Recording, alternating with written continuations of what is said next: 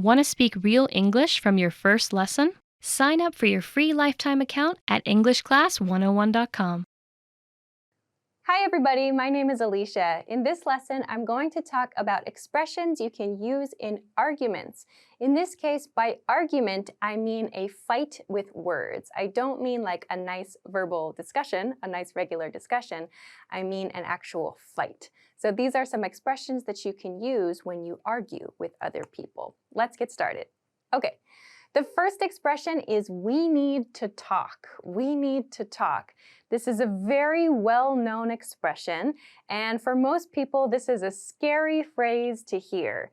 It means someone has a problem and they want to talk to you about it.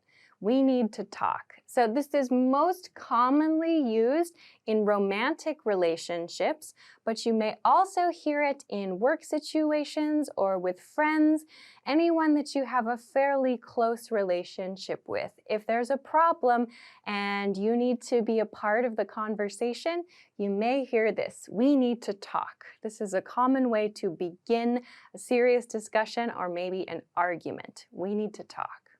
So usually the response is okay, if you agree, or not now, which usually is not a good thing to say. But this is quite a serious expression. We need to talk. Okay, so let's talk about some common patterns in arguments. The first one is, I can't believe you, past tense verb, and past tense verb phrase here. So I can't believe you did something. So this expression refers to a past action, a past thing that the listener did. So something bad happened in the past. The speaker is expressing shock or surprise. So here are a few examples of how we might use this expression. I can't believe you forgot my birthday. And I can't believe you ate my lunch. So here we're using past tense verb phrases. You forgot my birthday or you ate my lunch. So the speaker is upset. The speaker is angry about these past activities. We use past tense verb phrases. You'll also notice in these cases, for this lesson, for these examples, I'm focusing on I and you, as in the speaker has a problem with the listener.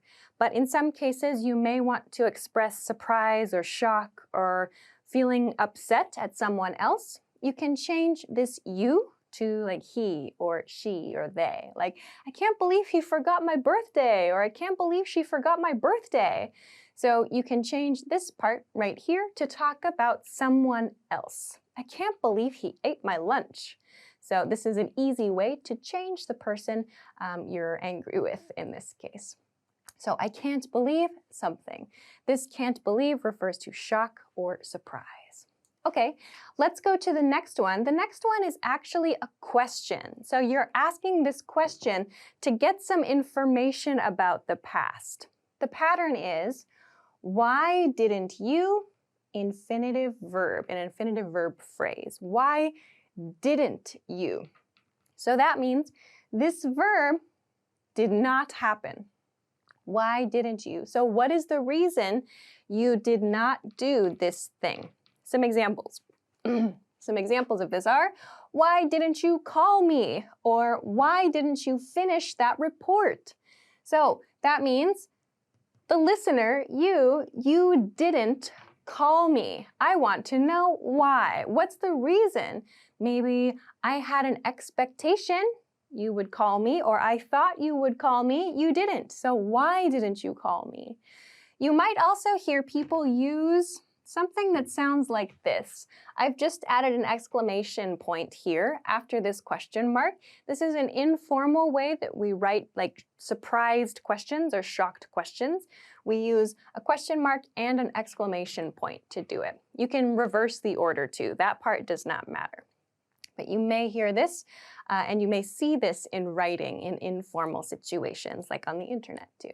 So this didn't happen. Why didn't you finish that report? I thought you were going to finish the report. Why didn't you finish the report? So you're asking for some reason that something did not happen. So you might hear something like this at work. You might hear something like this in many situations. Why didn't you call me?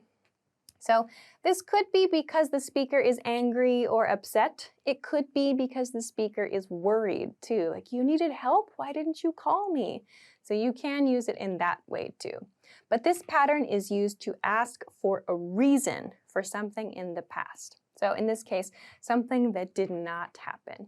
Of course, you could make it positive, like, why did you something, something, something? Like, why did you do that? You can use that too. If you're looking for a reason for something that did happen, you can make it positive. Why did you something, something? Okay, so let's go to the next pair of expressions then. These are kind of follow-up expressions that you can use after you explain the problem. So to go back to this example, I can't believe you forgot my birthday. So maybe we feel sad in that case. We might follow this sentence with this expression. You really hurt my feelings. You really hurt my feelings. So I've drawn this sad face here. So to hurt someone's feelings means to cause them to feel sad. So feelings, plural here, feelings refers to someone's emotions. And to hurt someone's emotions or to hurt someone's feelings means like to damage their emotions in some way. So we use this when we cause someone to feel sad, or like when we have been caused to feel sad or disappointed.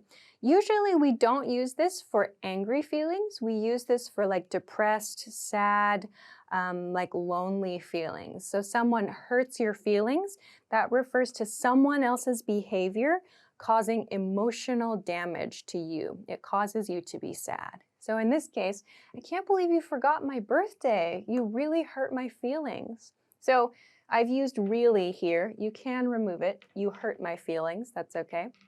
But you really hurt my feelings shows that someone really made an impact on you in a negative way. The next expression is a little bit different. The emotion that's expressed here. That made me so mad. That made me so mad. So the idea here is anger. This is a key with this expression. That made me so mad. So made means caused. That caused me to be so mad. So mad means angry. So this might be used in response to something like this example. I can't believe you ate my lunch. That made me so mad. So you feel angry because your coworker or someone else ate your lunch. That made me so mad. So again, we're using past tense here and past tense here as well, hurt and made. So you can use present tense, like, that makes me so mad, if this action is happening now. Like, I can't believe you're eating my lunch. In present, like present progressive, I can't believe you're eating my lunch. That makes me so mad. That's fine to use too. These are in past tense, but either is fine. You can use either depending on what's happening in the situation now. Okay, let's go to the next pattern. The next pattern is I past tense verb phrase plus because of you. So this past tense verb phrase will be some negative result, some negative outcome, and then we use because of you. This is an expression that we often use to put blame on someone for something. So a negative thing happened, and we want to say it was this person's fault. This person is the reason this negative situation happened. So because of you. Some examples of this. I missed my flight because of you. I missed my flight. Here is my past tense verb phrase. I missed my flight. So this is the past tense of the verb miss. So my flight means like my airplane flight. I missed my airplane because of you. So something the listener did caused the speaker to miss his or her flight. The speaker is angry and says, I missed my flight because of you. So this shows the listener is to blame. It was the listener's fault in this case. Another example. I lost a customer because of you. I lost a customer because of you. So in this case, maybe the listener is at a restaurant or bar and is is doing something bad, like they have bad behavior and a customer leaves. So the speaker might say, I lost a customer because of you. It's your fault that customer went away. Like, I'm so angry with you. So be careful. This because of you has a negative feel about it in most situations. Okay, let's go to the last expression then. I found out you, past tense verb phrase. I found out you, something, something, something. So again, past tense here, I found out. So to find out in present tense means to discover something. And when we use find out or found out in past tense, it's like we learned something that was a secret, like that someone wanted to hide, maybe because it was bad or maybe it was special and just like a nice secret. But to find something out means it's something that was supposed to be a secret. In this case, we'll use it to talk about a negative activity someone wanted to hide. Some examples of this. I found out you stole money from my bag. I found out you stole money from my bag. So in this case, the listener, you, the person who stole the money, wanted to keep it a secret, stealing the money. But the speaker discovered this. They say, I found out you stole money from my bag. Another example, I found out you lied to me last week. I found out you lied to me last week. So to lie means to say something that is not true. So both of these, lied and stole, these are past tense verb phrases. You lied to me last week. You stole money from my bag. So I discovered these things. I want to tell you I discovered these things. So after you've maybe shared the information here, or maybe you're hearing, maybe you're the listener in this case, perhaps, what are some responses to these?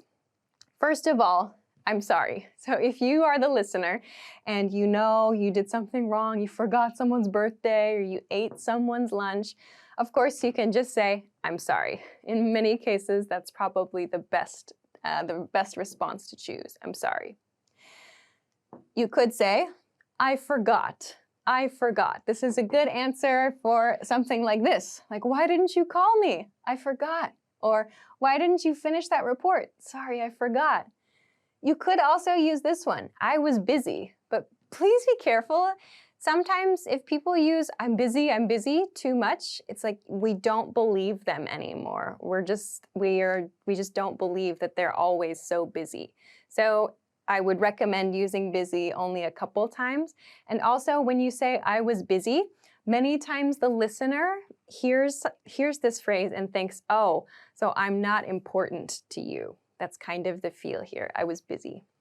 So why didn't you call me? Sorry, I was busy. So maybe on a busy day at work, we can understand sometimes. But if you always use this, it's not so good.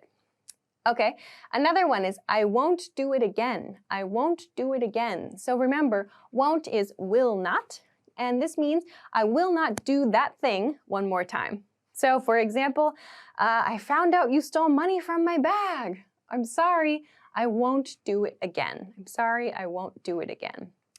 Finally then, if you do not want to apologize and you don't want to give an excuse and you want to continue the argument, these are some expressions you can use. First is no, I didn't. No, I didn't. So for example, I found out you lied to me last week. No, I didn't. No, I didn't. So you reject it. You're saying, I didn't lie to you. This I didn't connects to the thing in the previous sentence. So I found out you lied to me last week. No, I didn't means no, I didn't lie to you. So this will kind of continue the discussion, and maybe you need to find the truth in the story there together. Another thing, if you really want to level up the fight, is to return the statement from the first person with another problem. For example, well, you past tense verb phrase. You will hear this in fights that are escalating. So people just share problems back and forth, things they're angry about, and they might use an expression like this. Like, I can't believe you forgot my birthday. It's like, well, you didn't pick me up at the airport. So people will kind of trade arguments in this way, and they'll use you to talk about that. Like they'll use you like in an emphasized way to show that the other person is not perfect either. So use this expression if you want to keep the fight going, if you want to continue the fight for some reason.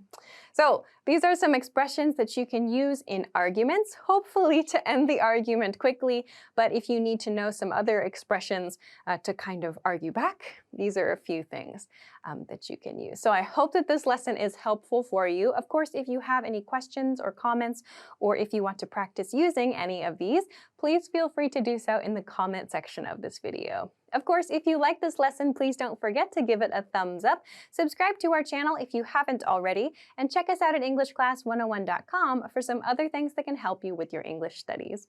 Thanks very much for watching this lesson, and I will see you again soon. Bye-bye.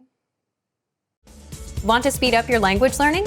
Take your very first lesson with us. You'll start speaking in minutes and master real conversations. Sign up for your free lifetime account. Just click the link in the description.